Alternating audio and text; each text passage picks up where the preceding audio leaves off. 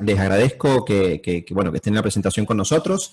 Como bien dijo Miguel, gracias miles a Rami, que está acá haciéndonos el aguante y bueno, nos está presentando, a Flor por toda la organización que se la cargó al hombro, a Miguel, que también ha hecho un montón de cosas, y bueno, y les agradezco a todos que me hayan dado este lugarcito a mí para, bueno, estar ayudando con las preguntas a Rami. Así que, okay, Rami, so we intros out of the way, I think we should be okay to begin. Okay, yeah. Hi. Just to redo the intro real quick, my name is Rami Ismail. I am one half of Dutch independent game studio Vlaanderen. It is, as always, very fun. What we were trying to do is we were trying to make a game that was an infinitely positive feedback loop. So no matter what you did, whether you were good at the game, whether you were bad at the game, whether you just, took your phone and like slapped it into your face 20 times, we still wanted you to make progress. Even if it wasn't a lot of progress, we still wanted it to feel good. So for us, it was important to always have that. And the nugget for us was this transition, this sort of infinite loop. This way, this is the thing that is actually important. And around that, you're going to create your mechanics, right? So very often people don't start with a nugget, they start with the mechanics. You start with like, okay, I'm going to make a platformer, I'm going to make a racing game, I'm going to make a narrative game. You just start messing around with it. But at this point of game development, your goal should always be to get to the nugget, which means that you're iterating, you're testing, you're trying, but you don't lock down stuff yet. You have to keep things fluid at this point, because if you start locking down too early, you're going to miss out on the nugget. And now you're just making a bunch of separate ideas and trying to force them into one.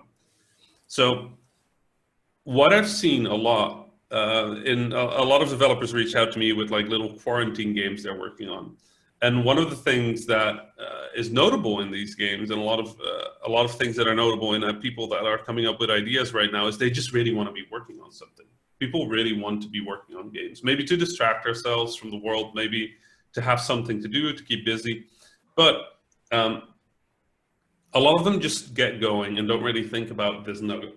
And I think if you're going to get going, use this time, if you are working on something or you're working on something early, use this time to find that nugget. Use this time to figure out a way to create something with a core to it. An example from a few years ago that I really loved was Zach Gage, who is a designer from New York, came up with a very simple core idea. He said, I want to make a chess game that's fun for people who don't know chess, right? Which is a very hard challenge, because there's a lot of advantages that a chess player has over a non-chess player. But for non-chess players, chess feels difficult as well. So he basically decided to make a version of chess where the pieces are randomized. So people might have just 2 pawns and 3 queens, or 12 rooks, or whatever, every strange combination. And it immediately threw out everything people know about chess, right? Because normally you use chess by like pattern recognition, you play chess through pattern recognition and stuff like that. This happened by accident, but when he grabbed that core, when he grabbed that nugget, it was immediately clear that that was what he was trying to build. And when you think about it, sometimes the nugget is a little bit more concrete. One of the most successful games of 2019 started with a very simple nugget. You are a goose, right? And that was the entire nugget. You are a horrible goose. And they just went from there. But they figured out what this core nugget is, being a jerk as a goose, just straight away.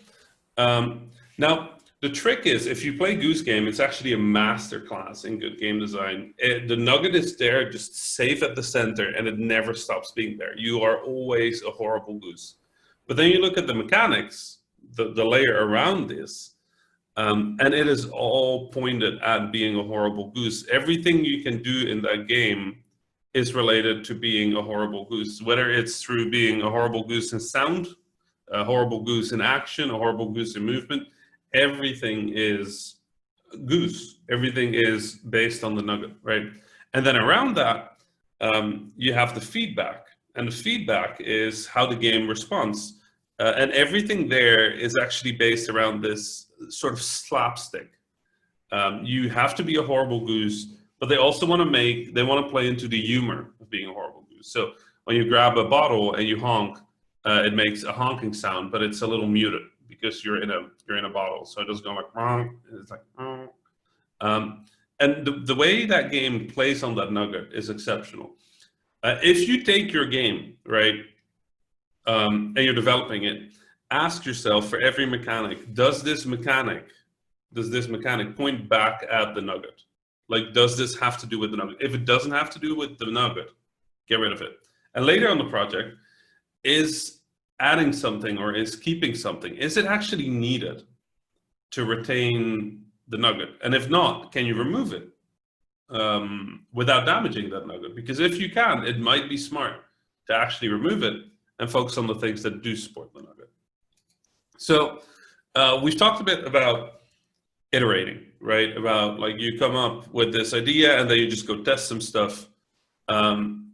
If you're working remotely, it might be harder to communicate. And one of the things that I found is I was consulting at an indie studio the other day, and they were having a really hard time figuring out how to do communications. And I taught them this thing that I was taught in university, actually, called the six thinking hats. And I don't know if this is a thing that you've been taught. But the basic idea is there was this guy, Edward de Bono, and he came up with this idea of how to smoothen communications between creative people, but also decision makers, right? And he basically said, okay, imagine there are 6 hats. There's a white hat for facts. There's a red hat for feelings. There's a blue hat for control or planning. There's a green hat for creativity, a yellow hat for positivity, and a black hat for negativity, right? So you've got your facts, your feelings, planning, creativity, positive and negative. And he said, basically, when you go into a conversation and you really want to just brainstorm, you want to talk about decision making, but the way it's working right now, due to quarantine, due to being remote, due to not having that immediate connection, but even when you're in real life, this might help. Assign everybody hats. So just say, okay, you're wearing the white hat now, you're wearing the red hat, you're wearing the green hat, you're wearing the yellow hat. And you don't actually have to make hats, right? You don't, like, if you want to, sure, do what you want. But you don't have to. You don't actually have to make people wear what hats. But the rule is that person has to take that role. So if you are wearing the white hat, you can only use objective facts. You can't say what you think or what you feel, or like, all you can say is, well, based on the feedback we've gotten, this and this, right? And if you're wearing the red hat, you can only do emotions. You can only do your gut feeling. You can't go and like say the feedback said this. You can only say, well, I think or I feel. If you're blue, you always focus on the process, you focus on control, you focus on the planning. Usually that person stays the same person for your entire chat. It's usually your producer or the person in charge of making sure the project is actually done in time. But the blue hat is basically the person in charge of this conversation. If you're the green hat, you can only come up with ideas. If you're the yellow hat, you can only be positive about ideas. And if you're wearing the black hat, you can only be negative about ideas. The trick is to kind of move these hats around during your conversation. If you ever get stuck, this sounds really silly. I know it sounds really silly, but the honest truth is this is an exercise that works. And it's been used for decades to solve stalemates, to solve problems in conversations. And if you want to do a brainstorming session, it can really help to just remove the black hat. Do not have anybody wear the black hat. Nobody gets to be negative. And then after the brainstorm is done, after you're done talking, you can bring the black hat back in and then start going from there. It's a pretty simple exercise, but it works really well. And it is especially useful in your ideation phase, early on in the process when you're coming up with ideas. That helps a lot. Later on, obviously, you're going to have a lot more data because you have your prototype, you have your test, you have your iteration. So you'll have a lot easier time figuring out what to do at that point. But early on, it can really, really help talking things through. If you are having further issues with communication. The other thing that really helps is to separate your team a bit stronger between creative and production, especially for small independent teams. Being clear on who is creatively responsible and who is production-wise responsible helps a lot. Because if you can get that, a lot of people think of these as opposite forces, right? Creativity versus production. That's not quite how it works. Creativity and production depend on each other, but hopefully they're both aimed at making a good game, right? If you don't have that separation in your team, make that separation in your team, because it is incredibly important to have clear responsibilities, to have ownership, and to have safety. And right now, more than anything, especially if you're working through Slack, especially if you're working through Zoom or remote video chat, so much of what is normally just in a conversation is lost. The way people talk, the way people speak, their intonation, the way they look, being able to just point at something is just gone. So you're going to have to do a lot more intentional effort to make sure that these things get caught. Give people opportunity to voice concerns about a conversation outside of the conversation. Give people the ability to share, give people the ability to speak, and don't let chat get in the way of talking, right? In the end, it's really important that we communicate well, and especially with game design, which is such a multidisciplinary, specialized field. We just need to make sure that we still talk. We need to make sure that when our artists speak, they speak in image. When our musicians speak, they can speak in music. When our programmers speak, they can speak in code, but that we can still all understand it. It takes a little bit of effort, but it's really important to cultivate this. Now, another thing right now that is harder to do is playtesting. And playtesting is an incredibly important part of your game. And I have come across a number of studios, a number of stories right now of people who just aren't playtesting well. The best solution I've seen right now is there's a friend of mine who is finishing their indie game right now. They literally Skype with somebody playing the game, and they just have the video on, they have audio on, they have share screen on, and they're just watching people play the game. That's it. That's the entire trick they have. The important thing is that feedback is not, playtesting is not just getting the player's opinion on what they think. It is also seeing how they react to things, because the player doesn't know what you're trying to do. Only you know. For a lot of people, it is also hard because it's harder to test in progress builds that aren't done per se or aren't necessarily ready for the, for the big reveal. You're still going to have to find ways around that, whether you find other developers that you trust, or whether you find a community of existing, or your existing community that you trust. You're going to need to playtest. And, the quarantine is no excuse, because when people play your game, they're not going to be thinking of the quarantine. They're going to be thinking about escaping the quarantine with your video game. So when you are testing, please make sure that you're watching what people are doing, that you're whether people are getting stuck, because when people give opinions, that's a very different thing than actually seeing what is wrong with your game at the moment. I don't know if I've ever explained, or if you all know, the basic the human-computer interaction loop of player input, game output. The player has an idea of what they want to do, an intent. They put input into the game runs the input through the rules change the state of the game, and the game gives feedback that updates the player's understanding, and that goes back to the player's intent. If I haven't, I'll happily explain this later on again in the Q&A. But the basic idea is, the intent, but only the player knows the input and what they expect and what actually happens. So watching the player, seeing when they frown, seeing when they smile, seeing when they laugh, seeing when they go, is incredibly important. So please don't cheap out on your playtesting right now. It is the worst thing you could do to your game to leave it untested, right? Another thing that from the playtesting, from the lack of playtesting, is happening a bunch now is I'm getting a lot of games that are a little bit further. I do playtesting for a lot of games, and one of the things I've noticed is that developers right now are a little bit sloppier in their feedback, in the way the game communicates. So I'm just going to give you a very simple pro tip. We have 5 senses: vision, hearing, smell, taste, touch. Thankfully, games can't use smell and taste, right? But they can use vision, hearing, and touch. So when you give feedback in your game, make sure that you're using at least 2 and preferably 3 of them. So if you're trying to communicate that somebody's getting hit by something, use vision and hearing. Make sure that people can see that you're hit, that people can hear that you're hit, and preferably that they can feel that you're hit, that there's vibration or haptic feedback. It is really easy to forget this one, but anything important in your game, anything that really matters in your game, needs to have at least both forms of feedback. And it is really easy now because of a lack of testing to forget that, but it matters a lot.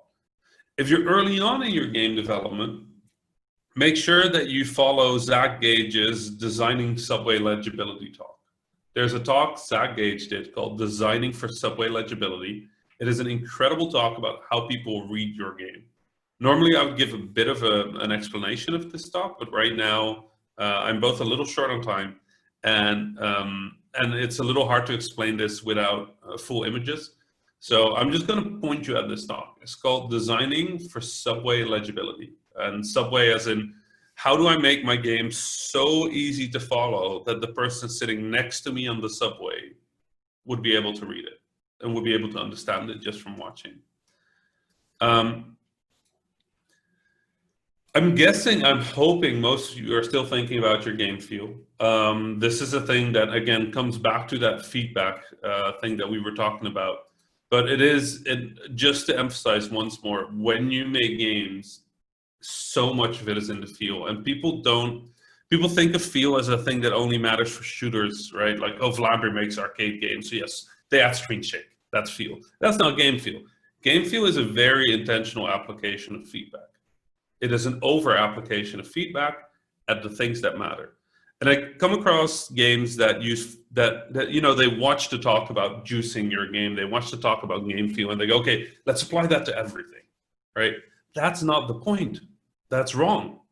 The trick with game feel is that you exaggerate the things that are important so that they stand out.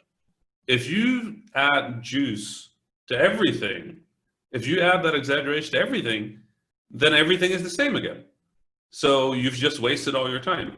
What is important is you make sure everything feels good, but the things that matter feel better. You have to be intentional. You have to be careful. You have to make sure that when you apply feedback, that it's at the things that matter. If you're making a racing game, acceleration. If you're making a shooter game, shooting. If you're making a narrative game, making narrative choices. If you're making, whatever game, the game feel has to be at the things that matter, the moments that matter, so that people know when they've done something that it was important and that it matters. Please don't apply juice to everything. It's a bad idea. Don't do it. Now, another thing that is important right now is when you think about your marketing, when you think about your promotion, it is harder than ever with the amount of games coming out to see what sets a game apart, right? And a lot of people think that a game starts when people first play it. And it's just not true. The first time you play a game is the first time you play a game from that genre. It's the first time you see a marketing image or a trailer. That's when you start playing a game. Because, and I'm sure we've had this conversation, I've had this conversation with some of you, but if I tell you you're playing a shooter game and you press spacebar, everybody knows that you jump, right?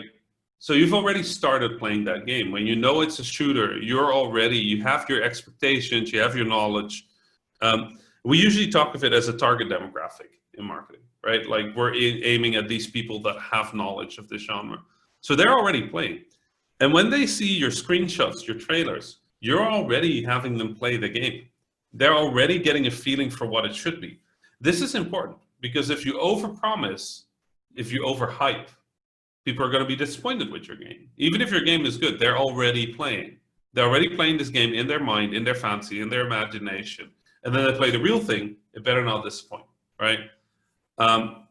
So when you're making this game, when you're doing your marketing, don't see it as a separate task. This is part of your game design already. This is part of you communicating what your game is. If you go and open Google right now and you search for Gran Turismo, and then you open a new tab and you search for Onrush. Then you open a new tab and you search for Need for Speed Heat. And then you open a new tab and you search for the Crew 2. And you look at each of these screenshots. You can immediately tell which game is which, right? Gran Turismo is the one that looks like like you're driving on a circuit, like a professional circuit, just like in real life. Onrush is the one with the giant nitro coming out of the back of the car and like the clouds and exploding cars everywhere. Need for Speed Heat is the one that looks like street races. And the Crew is a bit strange because it's hard to define what the Crew is. And if you look at how the Crew performed, that might actually reflect a little in that. The Crew looks a little generic. It's just there's cars and that's kind of it. And you can tell from how each of these games posits itself how strong the vision for that game might have been, right? Because with some of them, you immediately get, oh yeah, street racing game. Oh yeah, right, realistic racing game. Oh yeah, arcade racing game. If you are promoting your game, it needs to be as clear as that.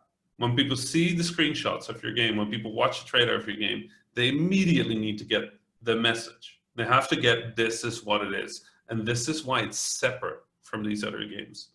So when you're doing your marketing, start from those 3 points. Start from your player.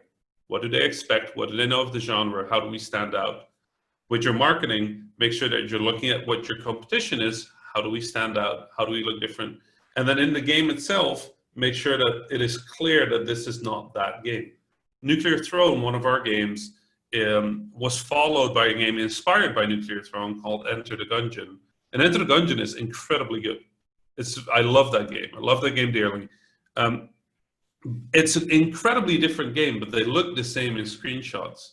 And the trick there was that their bullet patterns are different, and the way their movement works is different. And you can actually tell from screenshots that these games are different. They did an incredible job setting Enter the Gungeon apart from Nuclear Throne. Now, to wrap this up, because we're still in a time where some of you need money right now, some of you need publishing right now. If you're pitching more than ever now, it is important that you know how to pitch well. So if you're pitching, keep these things in mind. You have to communicate what's special. You have to communicate why people should care. You have to communicate what it is and where and when it is available. The trick of your pitch is not to make people understand exactly what your game is. If you're trying to pitch what your game is, you're doing it wrong. What you're trying to pitch is curiosity for your game. You're trying to make people go, oh, hey, that's interesting. Tell me more, right? So if you are right now in a situation where you have to pitch, practice the basic versions of a pitch, which is you want to be able to do it in a sentence. You want to be able to do it in 3 sentences. You want to be able to do it in about 5 lines of text or 12 lines of text. And you want to be able to use 5 bullet points.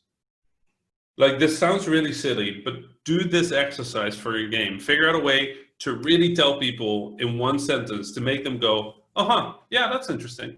Try it in 3 sentences. Try writing 5 lines, try writing 12 lines, and try making a feature list of 5 bullet points that aren't just like, we have 12 levels. Nobody cares about 12. No, please don't write like, I have 12 levels or 6. Like, the thing is, it doesn't matter unless people know why that matters. If you say I have 150 characters, yeah, cool, but can you just change the shape of their head? Do you have like triangle heads and circle, like that's it? Is that characters? People don't care unless you tell them why, right? So if you say 5 unique characters with specific skill sets and different ways of playing, very different from saying we have 12 characters and 26 levels, right? If you're pitching online, which a lot of us are doing right now, obviously, send people a build. Please don't be that. Please don't, like, I get a lot of pitches from people who pitch to me. I don't know why they pitch to me, maybe for practice. I don't fund games, so it's, but when they pitch to me, they send me a pitch deck, and then if you want the build, please email me. And I don't have time for that. Like, I'm really sorry, but I just, there's no time. There's no time to do that. If you're going to be pitching, you're going to be pitching to a publisher that is reputable, with a good reputation, a publisher that a lot of people trust. Send them the build. just please don't make us ask you for a build. Yeah. Just include the pitch deck, include images, include the screenshot, and then go from there. There's a lot more we can talk about pitching. The final thing that I really want to say, and this has been a trick that I've been using a lot, is normally if I'm stuck on a choice, right, I use my teammates to figure out what I think, right? So I will pitch them two options, see what they choose, and then based on their response, I'll see what I feel. I have found a really good trick to replace that because it's harder to do that now. I just have a coin. It's right there. I flip it. And then, you know, one of my options will be head, one of my options will be tail. I'll flip it, I'll catch it. I'll see what I feel about what the coin did. And then I know what I want. Because if I'm disappointed, I want the other one. And if I'm happy, I want that one. Weird trick, but it's been a lot of fun for me just sitting here with my coin. It still helps to talk to other people, but there's a lot of choices where you just need to like quickly bounce off of somebody. That's harder now. It takes more energy out of people. Try to find ways for you that work, that replaces that, and then maybe involve other people a little later.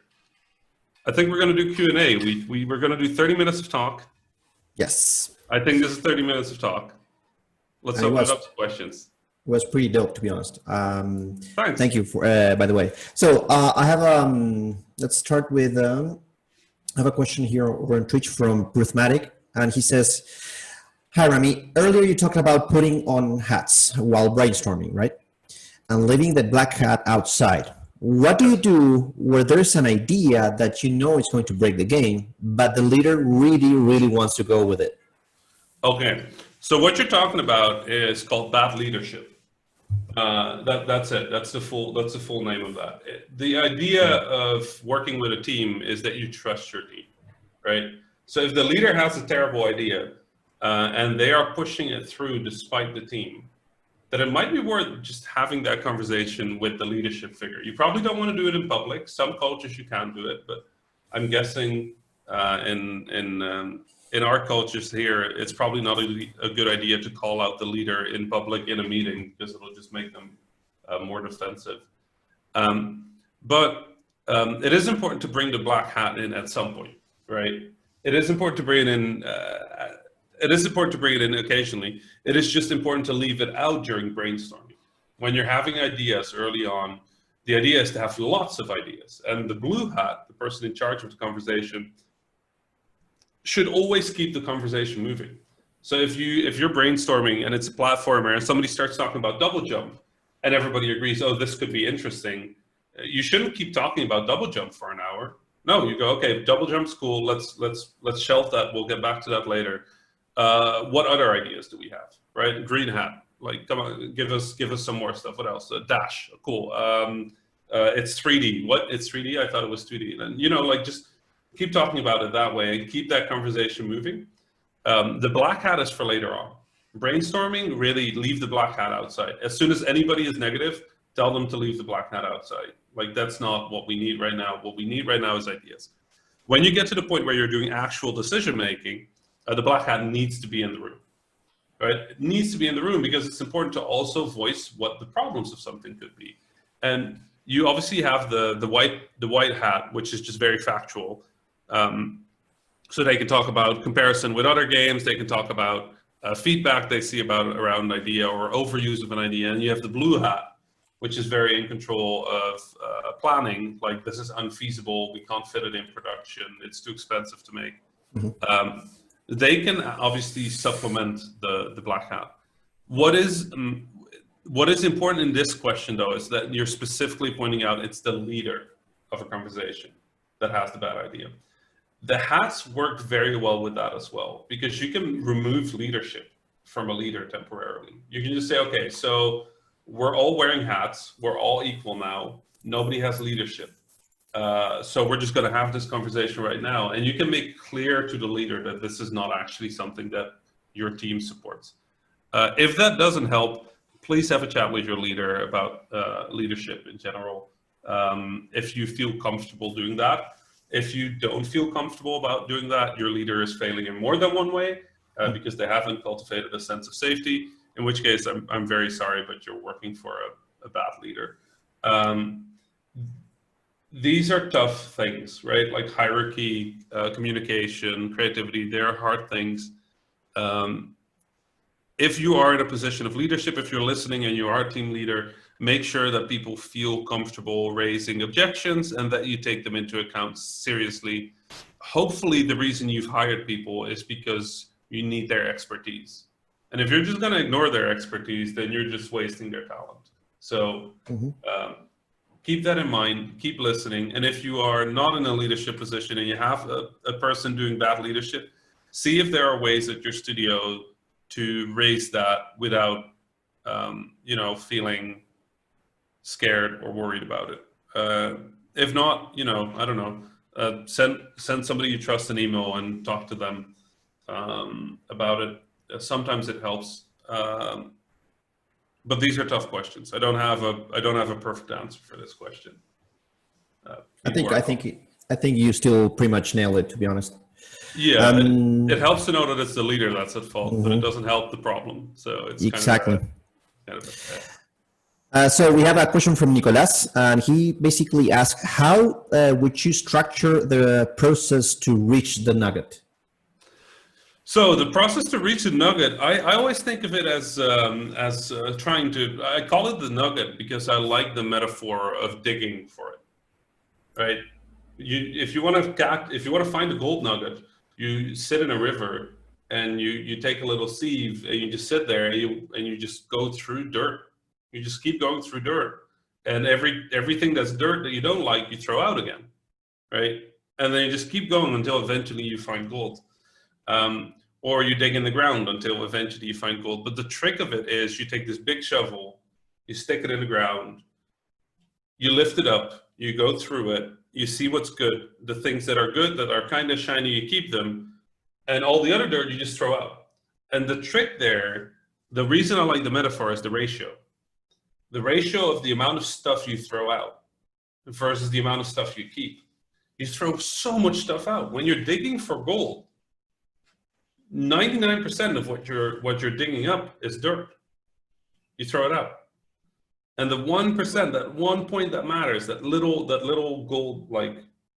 little gold core, that's what's important. That's the only thing you care about. And I think getting to the nugget is very similar. You just start trying things. You just start making, and you make them cheap. Make them cheap. They're dirt, right? You're making dirt. You're not making your big game. You're not making your great idea. You're making dirt. 99% of this is going to get thrown out. So make the cheapest, simplest, easiest version, the thing you can prototype in like 5 minutes. Make that version. See if that's interesting. If it's interesting, it shines. It's not gold yet. It shines, but you're going to set it apart. You're going to look at it later. And now you start making dirt again. And you make dirt and dirt and dirt and dirt until eventually you go, oh, this shines, and you put it aside. And then as soon as you have enough things that shine, you look at them a little more carefully, right? You go clean them a little. You take a little bit of water. You take a little bit of a thing to get the shine on. You see if it's gold. So now you can spend a little bit more time. These things that shine, you look at them a little more closely, you clean them a bit. Okay, let's add some graphics, let's add some audio, let's add some effects. Does it still work? Is this it? And if that is it, now you've got your nugget. And if you've got your nugget, then you can build from there. But the trick is to not try to lock down this nugget immediately. It is not a thing you just find. You don't just go like, oh, I'm going to make a platformer. And then the first thing you make, yeah, that's it. That's the nugget. No, that's not how it works. You make 100 things. And then suddenly you start to see like a pattern. You start to recognize a thing that you're trying to do in each of these prototypes, a feeling that you're trying to replicate, a moment that is interesting. It is not just that's it. That's what we're making straight at like the first attempt. Here we go, and now we work on it for 3 years. That's just not how game development works. It is looking for gold in dirt. You just keep trying and trying and trying, and then every now and then you strike something. You're like, oh, this is interesting. Now I will say there are people who expect gold to come out as gold, right? But that's also not what gold looks like. Gold looks like dirt, but it's a little shinier, right? You look at it and you're like, oh, it came from the ground. It's still covered in dirt. You're still going to need to polish it. You're still going to need to clean it before it looks like gold, before it shines like gold. So if you start digging and you're looking for this perfect thing to come out, that's not going to happen either. I see people get stuck there where they just keep prototyping. At some point, you just got to say, like, this thing is shiny. We'll see if it's gold, right? At some point, you have to commit to things, because otherwise you just keep stuck there. So there's a balance that takes some time to find, as any game developer takes some time to find, whether they are an artist or a musician or a game designer or a programmer. We all have that moment where something works pretty well, and we need to commit to it to see if it actually works. And if you take too much time trying to make it perfect, if you try to write the perfect code structure, if you're trying to come out with the perfect silhouette straight away, if you're trying to make the perfect music straight away, you're never going to make it. You're just going to sit there being like, it's not good enough. It's not good enough. It could be better. It should be better. And you're never going to finish it. You have to find that balance between throwing away lots of stuff, but keeping the stuff that's slightly interesting, and trying to find the perfect thing. Both of those are wrong. You have to find the balance in the middle. Outstanding. Thank you, Rami. So I have a question from my dear friend Orlando here. So here goes. As the one responsible for business, I have been looking more into work for hire right now to ensure we have enough to survive the situation.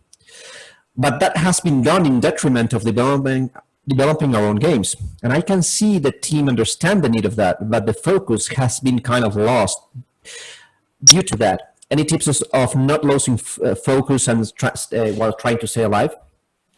Yeah, I mean, I think what you're doing is the right thing, right? Like, and it sounds like the way you've communicated it with your team has been one that allows them to understand and accept the situation that we're in right now. I think that is your most important task. I think everybody in your team, if you're doing good leadership, if you're doing good team management, the importance is that we understand that right now are extraordinary circumstances and that we can't expect to continue as we are. Work for hire is difficult because it can easily turn into a cycle where your studio is now dependent on work for hire. So you work on hire, so you're not working on your own creative ideas. So your studio works for work for hire. Some people even grow in these circumstances to upkeep with the work for hire situation. The two things I want you to keep in mind is that if you decide to grow for work for hire, you're growing for work for hire. And it's going to be harder to switch back the model of the studio towards creative work, because creative work becomes more risky as you have more people, right? So if you have an impetus to grow, if you have an impulse to grow, make sure that you're growing in such a way that the original creative team can still end up being creative at the end of this, right? If you don't have this impetus to grow, the main thing I would try to make sure of is that if the focus that you're losing is on your creative work, that you just implement a creative day. This is a thing that a lot of studios that have switched to work for hire have done, where there's just a day at the end of the week, usually Friday, where people just kind of get to work on whatever they want. And maybe sometimes it's a few hours, sometimes it's the entire day. But the trick with a creative studio that is used to being creative, that is used to working on their own project, that is used to working on projects they care about, having to work on projects for somebody else, the main trick is to not lose that creative spark, because it's actually really hard to get that back. When if this had been like a 2-month situation, I'd say don't worry about it. But chances are this is 6 months. Chances are this might be a year, right? We don't know what the situation will be in a few months. But chances are that the effect on our industry are going to last a lot longer. Because a lot of people are saying like, oh my God, games are selling so well. Everybody is sitting at home and they're buying video games. Yeah, that's true. It's true for now, but like in 6 months when the economy has kind of crashed around the world, people aren't going to be sitting in their home without their job going like, you know what I need to do? I need to spend $30 on a video game I don't need. Like, it's just not, after this, things are going to get hard. And it's going to get hard for all of us. So pivoting your studio right now to work for hire, very smart. Because work for hire will probably still be there. Even though that's also going to get harder, it'll probably still be there at the end of this. And if you already have some work for hire experience or references, it'll help you get more work for hire, right? But you want to keep that creative spark alive. And all you need to do for that is give people a day a week, to just sit and work on what they care about. And you might see that the thing they care about, the thing they want to work on is the game that you were working on before. right? The game that you were promoting before. So maybe you can turn that into a team exercise. Maybe some of you will go and jam, and then you know, something will come out, and your entire studio will go like, oh, we should make that. That's cool. That's interesting. So leave people that creativity. I think a lot of good studios already do that in their creative. When they're in their creative mode, they allow people to jam on their own thing for a while. It's a good exercise now. It might be a good thing to keep after this is over. Okay, thank you. So we have another question from Florencia. Regarding all these new virtual events that are happening, is there any particular that you would recommend us? What's your experience so far with virtual events as a whole? Would you recommend those game devs that didn't get a chance to internationalize before the pandemic to go into one of these events? So obviously I'm a little bit biased because I run a virtual games event. It's called GameDev.world. We did it last year. We hope to do it this year, but I'm not sure. Yeah, here's the thing. The thing with online events is that they're different. When you think about events, this is sort of unspoken, but the reality of events is that they're two things at once, right? The first thing that they are is knowledge sharing. So they're a way for people to share knowledge that they have. They're a way for me to speak to you all, but they're usually also a way for people to talk to each other, for people in similar situations to talk to each other, for people to teach me. Like when I fly to an event, it's not just that I'm teaching people, it's also that I'm learning from what everybody is doing. I'm learning from the questions people are asking. I'm learning from the games people are making, right? So knowledge sharing has become one directional. Usually with digital events, you have somebody sharing knowledge and you have people receiving knowledge. Well, physical events, usually that's bi-directional. People learn from each other. Even when, you know, normally I'm on a stage talking, afterwards I'll still come down and talk to everybody, right? And learn from everybody.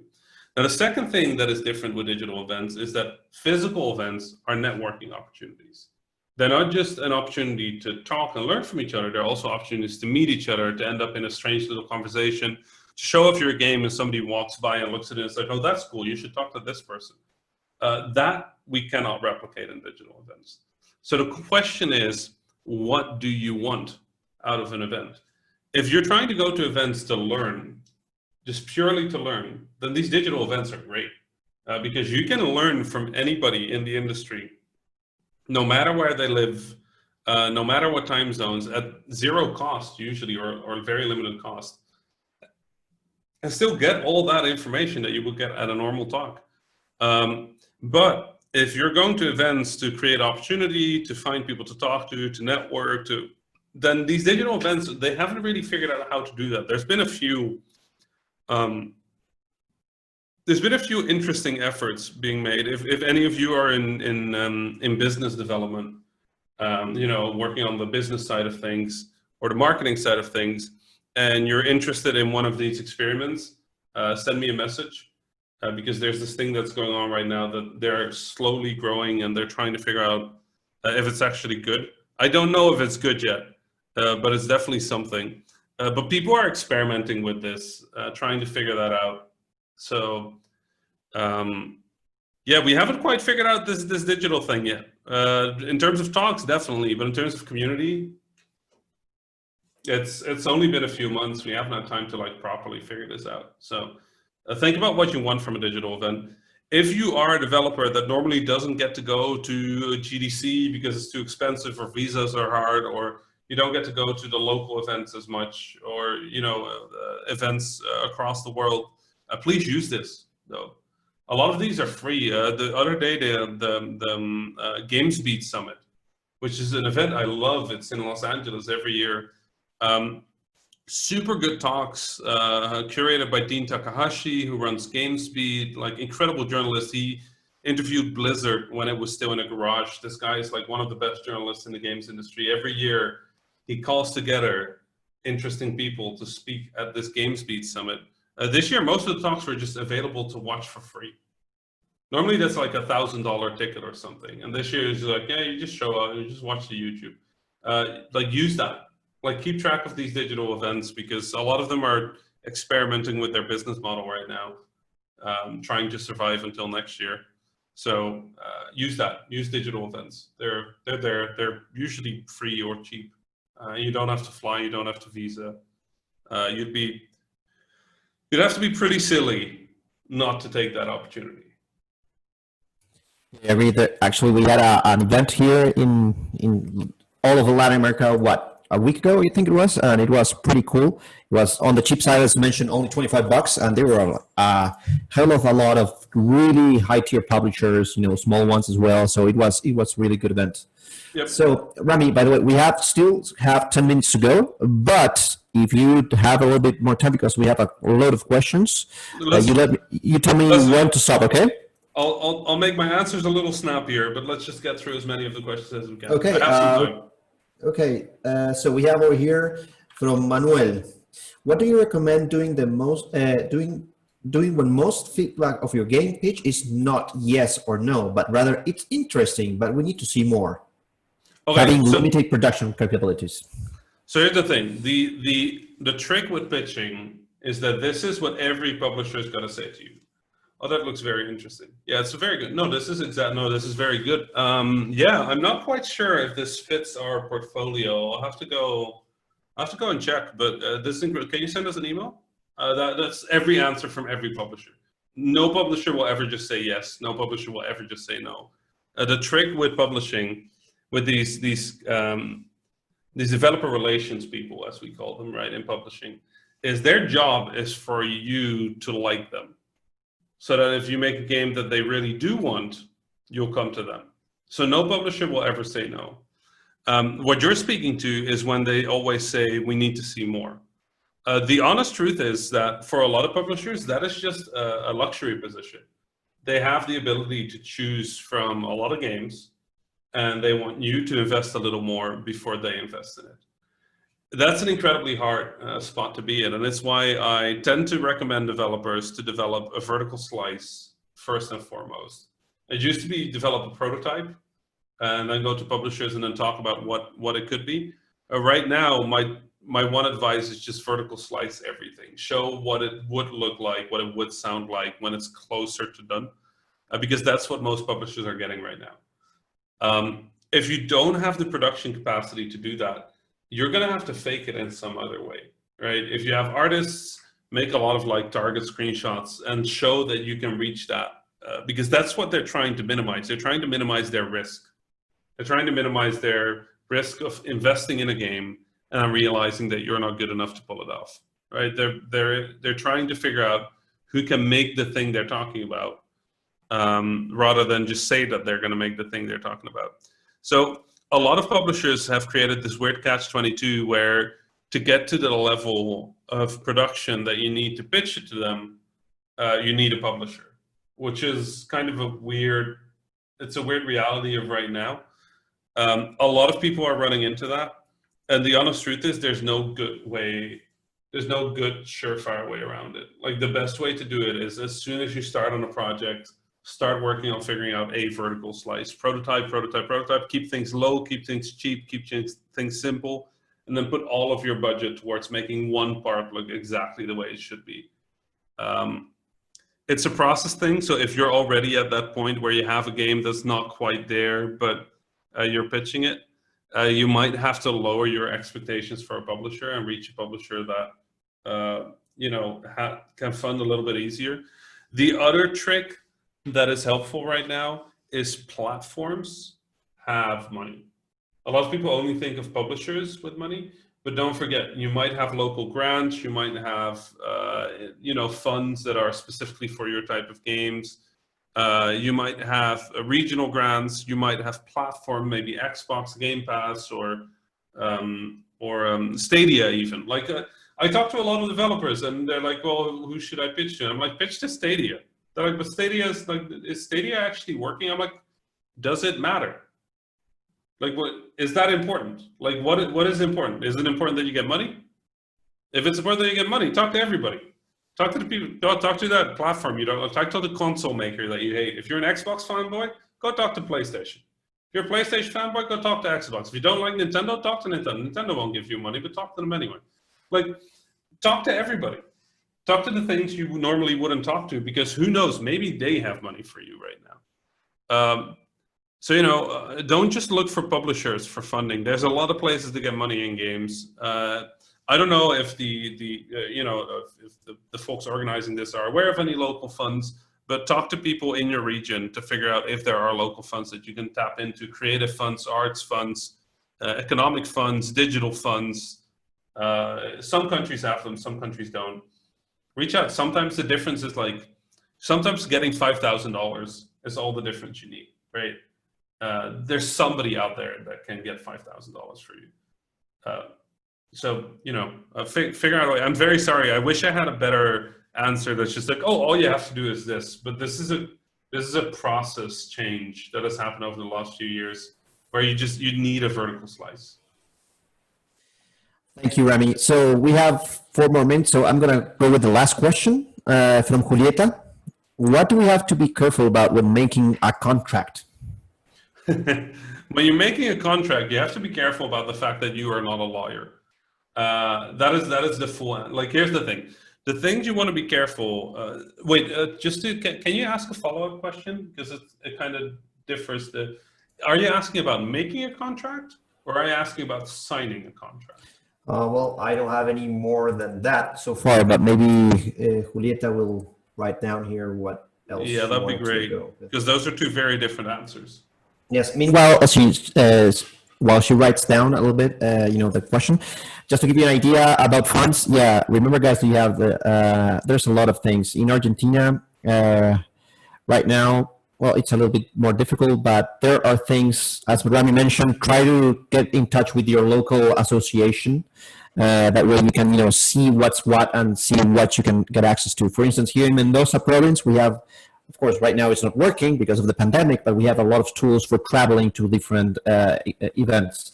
So there are tools. We just need to find them, ask to different people about them. Julieta says that about signing a contract. Signing a contract. All right. So here's the thing. There's 2 things that are true about contracts every single time. The first one is there are contracts that are just not worth talking about. They're NDAs, stuff like that. They're usually the exact same contract every time, right? What that means is if you're signing a contract and you know somebody that has signed that specific contract, it might be worth to compare the 2, right? To just ask if that's a thing. Technically, you're not supposed to do that. So don't go tell the people you're signing your contract with that you're doing that. But NDAs are throwaway. There's usually nothing in there about rights or ownership or anything except for you don't talk about the stuff we own and we don't talk about the stuff you own. They're usually called reciprocal NDAs or mutual NDAs. They're usually fine to sign, right? There's very few publishers that would really, especially with the reputable publishers, the bigger companies, nobody's there is going to screw you over with an NDA because that would just go into the press and everybody would hate them straight away.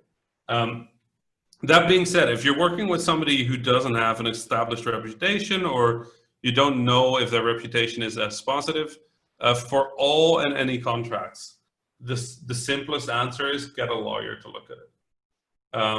Like, here's the trick. I have signed and looked and reviewed at thousands of contracts in my career. Like, I look at contracts for other indies. I look at contracts for productions.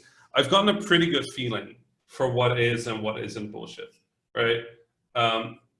But that said, there are things in contracts, especially if you're dealing with international law or law in different countries, usually the United States, where there's just very small subtleties in the way things are worded. If you work for hire, then it's a very different case than commissioned work, which is a very different case than, there's lots of different things that have different meanings just by changing the word, right?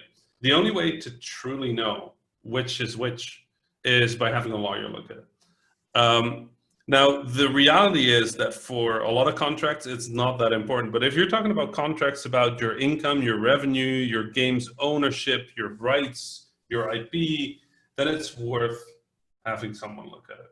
Like, it should be worth having someone look at it. Just up your budget on the other side, right? Like, if you're at the point where you're signing a contract with somebody, presumably for money and for your rights and for your publishing agreement, just make sure that in your budget, you put a few $1,000s for lawyer nonsense, right? You don't have to call it lawyer nonsense, but have it in there so you can pay your lawyers. The other thing is a lot of contracts, especially when you're working with people that sort of, what do you call it? That publish a lot of games, that do sort of quick publishing, basically. A lot of those contracts are negotiable. When you get a contract, when you get the first draft of a contract, not the final one, but when you get the first one, usually the way it works is you get a first draft of a contract, and the first draft contains what their lawyer thinks is best for their company, right? That's their job. That's literally the lawyer's job, is make a contract that is as good for us as possible so we can send it to the other people. So when you get that first draft, when you get a first contract from somebody, get your lawyer to look through it and ask them, what is not good for us? Like, what clauses could we change to make this contract better for us? Because that's the way contracts are supposed to work. They send a draft, you send a counter draft, they send a final version, you sign the final version, right? A lot of people think of contracts as, oh, we got this legal looking document, so these are the rules, this is what the king said, and now we have to sign it. That's not entirely how this is supposed to work. So some companies can't change, but if you're talking to Xbox or PlayStation or Nintendo, they're really not going to change their contracts for an indie. Like, it's just not. I mean, you can try, but they're just going to say, like, this is a boilerplate agreement. We sign this with everybody. Let me reassure you that that's bullshit, right? Like, they changed their contracts for the right people. We're just not the right people. We're small fish. They don't have to change their contract for us. But if you're talking to publishers, if you're talking to smaller platforms, if you're talking to individual developers or marketing houses, usually a contract is negotiable. And they will say it's not negotiable. It is better to not sign a contract than to sign a bad contract. Like, that's how simple it is. So if they say, well, this is non-negotiable and it's a bad contract, too bad. Like, what are you going to do? Sign a bad contract? Of course you're not going to sign a bad contract. So don't sign it. Yeah, if your company is like in super severe need of money right now, then, sometimes you might have to sign a bad contract. Like, I'm not going to say, don't sign it, keep your honor, go under fighting. Like, come on, like, you've got people to take care of. But in almost all cases, it should be able to negotiate. Just don't go and negotiate NDAs and stuff. Like, come on. It's just the thing that says we don't talk to you. We don't give away your secrets. And you don't give away our secrets. If you're talking to Xbox, they're not going to screw you over in an NDA. If you're talking to some weird little publisher, yeah, they might screw you over in an NDA. Get it checked. But sort of the boilerplate things, the big publishers that you've heard of, the Devolvers, the Raw Furies, those people, they're fine. Just read it. Just read it. Like, really read it. Read it carefully. If there's anything in there about signing your soul to the devil or giving your game to them for free or anything, yeah, then don't sign it. But otherwise, just read it, be careful. If you don't fully trust it, get a lawyer or get another developer to look at it that has signed with them before. Honestly, the best tip I have is, if you're going to sign with a publisher, you should already be talking to developers that have worked with them, right? You should already be talking to developers that have experience with them, that can tell you, oh, they were great or they were bad. Or if you're talking to this guy, don't talk to that guy, he's useless, right? Like, you should be talking to developers that have experience with that publisher anyway. They'll have experience with their contracts as well. So, great. And just some extra info here in Latin America, we have great lawyers. Just to mention two, Micaela Mantegna here from Argentina. She knows how to work with that. So, and we also have Jorge Bedoya from Colombia, outstanding guy. So, as pretty much like the last question, guys, if you guys and gals, if you have any need, just reach out to your local community and say, hey, you know what? I'm about to sign contract and I need a lawyer. Do you know one? Try to reach out and see how we as a community can help out. That's pretty much the general idea. So, well, It's already 5 minutes past the hour. So I thank you, Rami, for your time. I thank everybody. I know we had still a couple of questions to go through, but Rami's time it's really, well, everybody's time is valuable. So I really appreciate your time, Rami. Thank you, man, no, for real. Thank you so much for having me. And also, if anybody has questions and I don't have time to answer them, please just get in touch with me. You can do that on Twitter at @THA_Rami. I'm sure somebody will put it in chat somewhere. If not there, if it's not a short question, feel free to email me at rami@vlaambeer.com. If you need a small phone call or something, usually I can schedule something. Somebody will get in touch with you if you do that. So just, if you have questions and didn't have time to answer them, DM me at @THA_Rami, or email me at rami@vlaambeer.com. And thank you for being here. This was cool. I miss a lot of you that I've run into at earlier events, and I wish I could just come visit, but in the future, hopefully. Yeah, man, don't worry, we'll invite you again. Thank you so much, Rami and Nacho, for taking the time to share your knowledge with us. We really appreciate it. And I mean, I'm speaking for the whole community here. We really appreciate what you always do to help us out. So thank you so much for your time, and hope to see you around soon in person. I hope so too. Well, I'm going to share with everyone right now the next webinar that we're going to do. So just a second. So there you'll find all the information. Sorry, Rami, I'm going to switch to Spanish if that's okay with you, but this is going to take place next Tuesday. Google is going to present some information on how to go APEC in China. Para todos los que están acá presentes, el martes que viene, agéndense a las 10 de la mañana. Ana Zapiola nos va a estar acompañando en esta edición de webinars organizadas por ADVA. Y en la próxima edición va a hablar sobre cómo desembarcar en China y cómo poder hacer negocios y que tengan éxito los juegos en China. Así que los esperamos a todos y a todas. Y bueno, estamos en contacto, cuídense mucho y quédense en sus casas. Muchas gracias. Stay safe, guys, and thank you so much for your time. Bye, everybody.